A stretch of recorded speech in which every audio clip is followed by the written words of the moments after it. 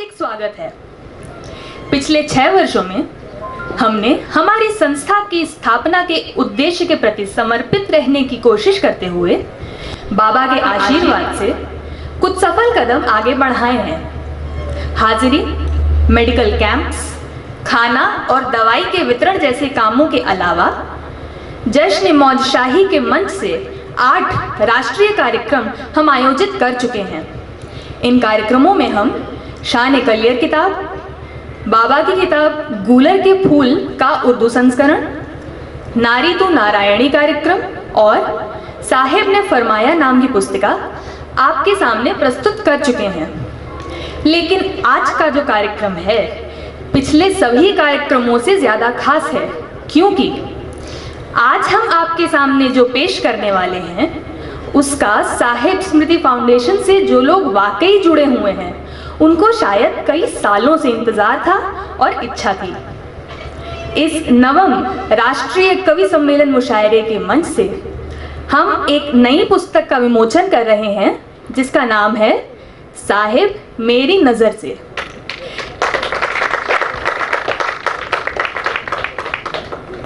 नज़र से समझने वाले समझ जाएं।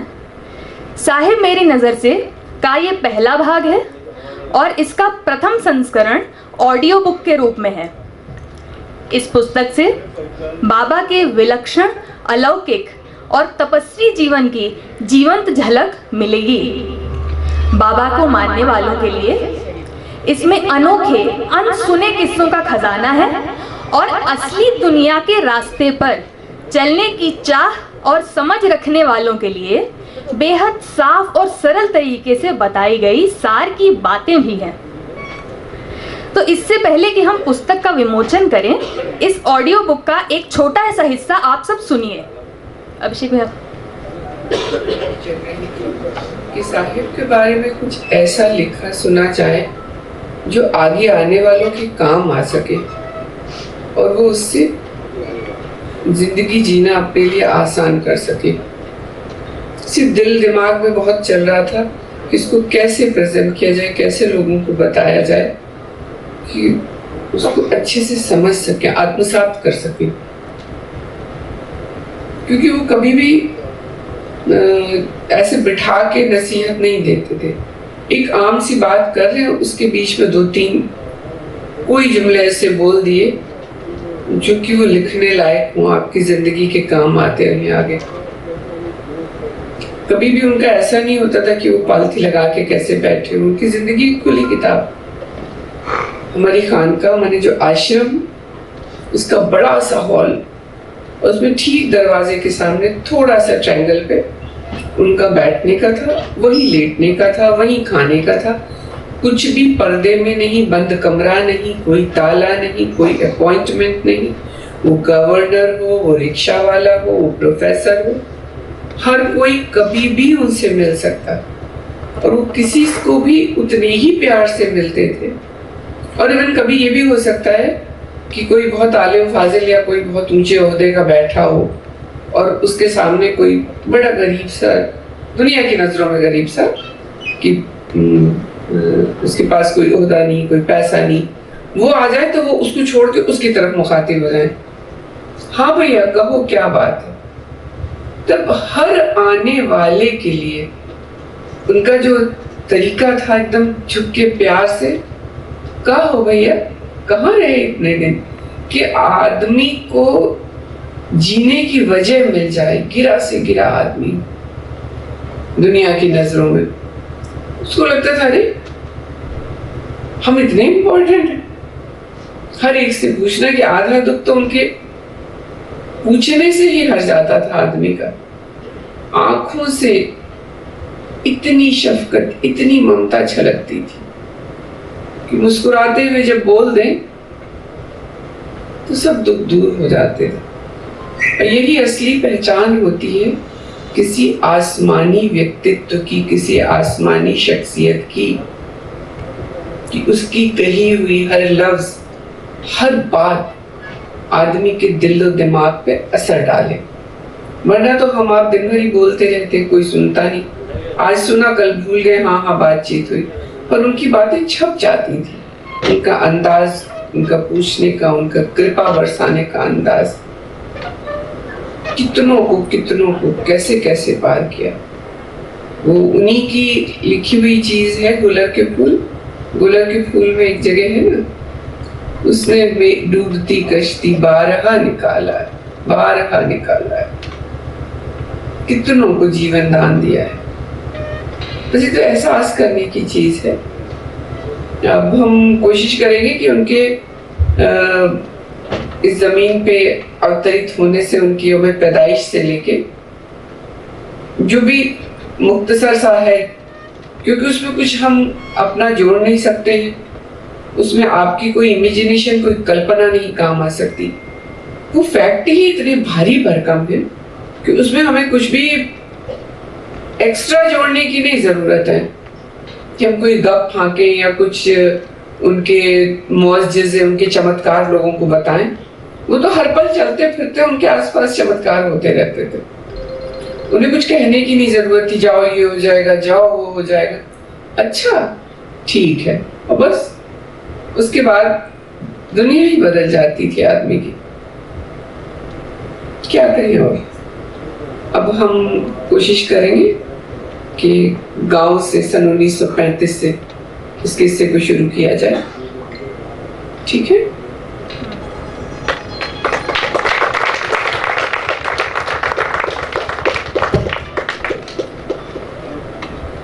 बहुत धन्यवाद अभिषेक भैया। तो ये पुस्तक साहिब मेरी नज़र से हमारी संस्था की वेबसाइट www.maudshahi.in पे उपलब्ध है। साथ ही साथ साहिब स्मृति फाउंडेशन के ऐप पे भी ये किताब उपलब्ध है। ऐप डाउनलोड करने का लिंक वेबसाइट पे है और हम प्रयासरत हैं कि जल्दी ही इस बुक का प्रिंट संस्करण भी हम आपके सामने प्रस्तुत करें। तो कार्यक्रम को आगे बढ़ाने के लिए, विमोचन के लिए फारूक सर आइए।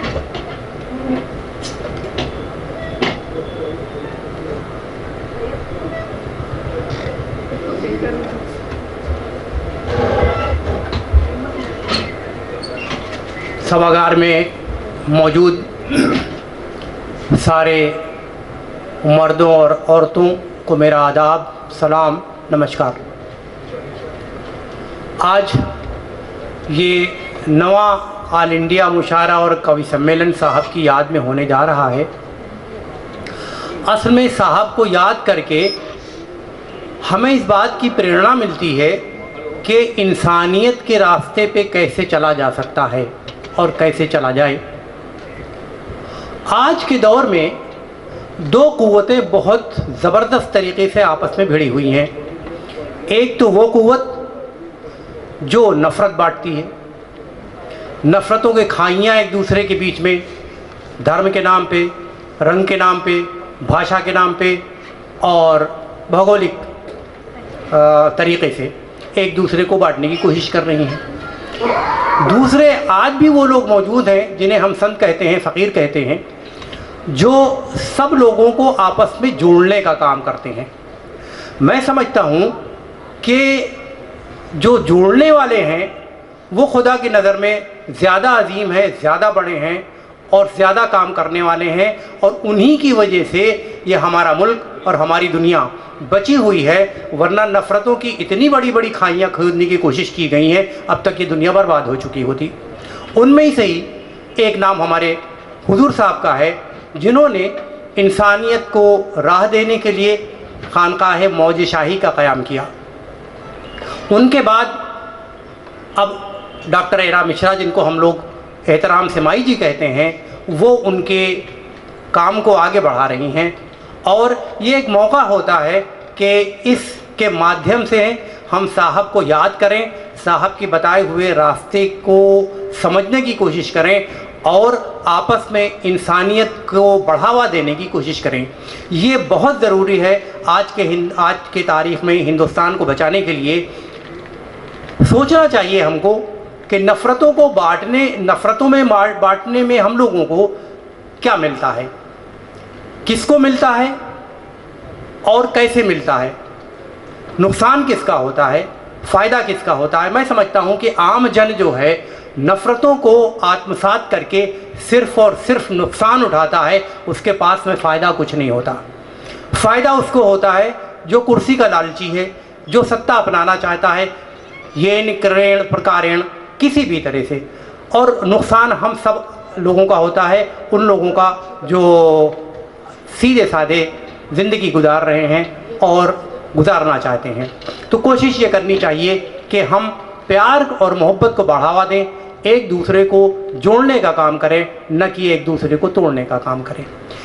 इन्हीं हमारे हुजूर साहब के का अनुसरण करते हुए, उनके पद चिन्हों पर चलते हुए, उनकी सज्जादा नशीन माई साहिबा इस उनके काम को आगे बढ़ा रही हैं और निरंतर काम कर रही हैं, लिखने के भी उस फील्ड में और करने की भी फील्ड में और इलेक्ट्रॉनिक फील्ड में भी। अभी आपने देखा कि साहब के जो भी प्रवचन हैं, मुझे तो ताज्जुब होता है कि सारे प्रवचन कैसे इकट्ठा रह गए और कैसे इकट्ठा कर लिए गए, जिसका अभी आपने माई साहबा की आवाज़ में सुना, उसका एक तरह का इंट्रोडक्शन सुना, और बहुत जल्दी ये आपको वेबसाइट के ऊपर अवेलेबल हो जाएगा। मैं आपसे दरख्वास्त करता हूँ कि आप उस वेबसाइट पर जाइए और साहब की बातों को सुनिए। आपको कुछ ऐसी बातें ज़रूर मिलेंगी उसमें जिसमें आपको फ़ायदा होगा, आपको अच्छी ज़िंदगी गुजारने में मदद मिलेगी।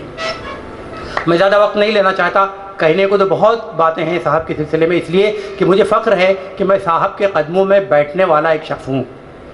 और जिस तरह से वो शफ़क़त देते थे लोगों को, जैसे माई साहिबा ने भी फरमाया कि छोटा हो बड़ा हो, हर एक ये महसूस करता था कि उनके दरबार में जाकर के हम ही सबसे बड़े आदमी हो गए।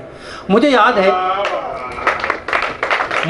है कि जब भी मैं उठ करके उनके पास से रुखसत चाहता था, न चाहते हुए अक्सर मैं उनके घुटनों पे हाथ रख देता था, सरकार आप तशरीफ़ रखें मैं जा रहा हूँ, लेकिन जब तक वो सरोकत खड़े होकर के रुखसत नहीं करते थे, शायद उनको भी चैन नहीं मिलता था। ये एक बहुत अजीम बात है जो अखलाक के आला जो मदारिज हैं, आला जो दर्जे हैं, उन पे जो लोग मौजूद होते हैं, उन्हीं से ये चीज़ें सादिर होती हैं, हर एक से नहीं। मैं आप सबको मुबारकबाद देता हूँ कि आप सब लोग इस प्रोग्राम में शामिल हैं। आज का ये मुशायरा और कवि सम्मेलन शुरू होने जा रहा है। माई साहब इजाज़त।